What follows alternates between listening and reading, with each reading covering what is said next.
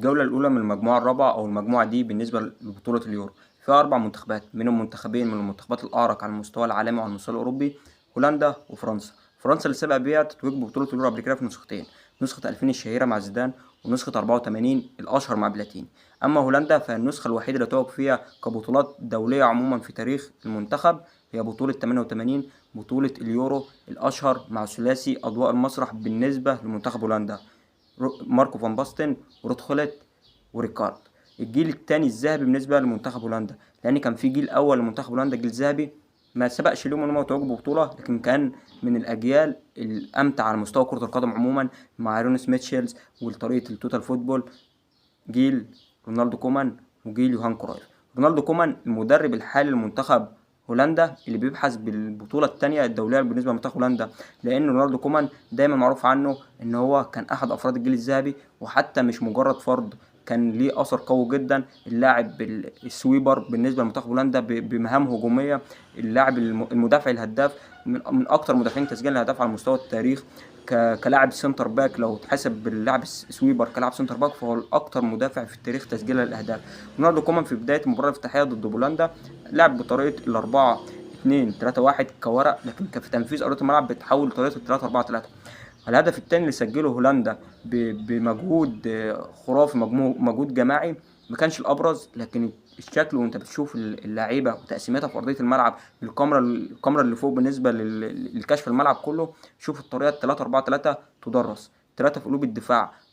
فان دايك فتح ملعب ناحيه شمال، ووجود لاعب من لعيبه الوسط ملعب شوتن فتح ملعب ناحيه شمال، وسيفن دي بريج هو اللاعب الثالث في قلب الدفاع. وجود اللي يدي حريه للاثنين الباكات ان هو تقدمه دومفريس لاعب الانتر ميلان، ونسان اكي ناحيه الشمال اللي صنع الهدف الاول. وجود ثنائي في خط الوسط، فينالدوم اللي اتحول كمهاجم تاني، وجنبه تيجاني اللاعب صانع العاب لاعب الانتر ميلان او لاعب الميلان. وجود ثلاثي في خط الهجوم، في جروست اللي سجل هدف من لمسه واحده، هدف من اول لمسه وهو لسه نازل في الدقيقه 81، وسجل هدف في الدقيقه 82. وفتح ملعب فرامبونج ناحيه اليمين، ومالين لاعب بروسيا دورتموند ناحيه شمال. هدف خرافه بالنسبه لتشكيل الملعب، او كل لاعب عارف مركزه، واقف بطريقه كويسه جدا، عارف يحط نفسه في اوبشن كويس. عشان كده كان هدف ليه كان سهل جدا، ومن سهولته في التنفيذ ان كل لاعب واقف، واللي ساعد على كده كل لاعب واقف في مركزه صح. بالنسبه لمنتخب فرنسا، بدايته ضد النمسا ما كانش الابرز، ما كانش افضل حاجه.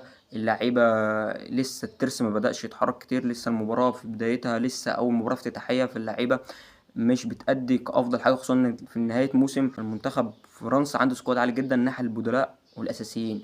بدايته عندي إشكالية شوية في التشكيلة بوجود لاعب زي مبابي في الهجوم، خصوصا إن عندك الجناح الشمال لاعب في الأصل أصلا مش جناح، هو لاعب مهاجم وترام. فوجود مبابي مهاجم صريح في بداية المباراة خصوصا، وترام ناحية الشمال، دي بالنسبة لي عندي إشكالية وفي علامة استفهام قوية جدا.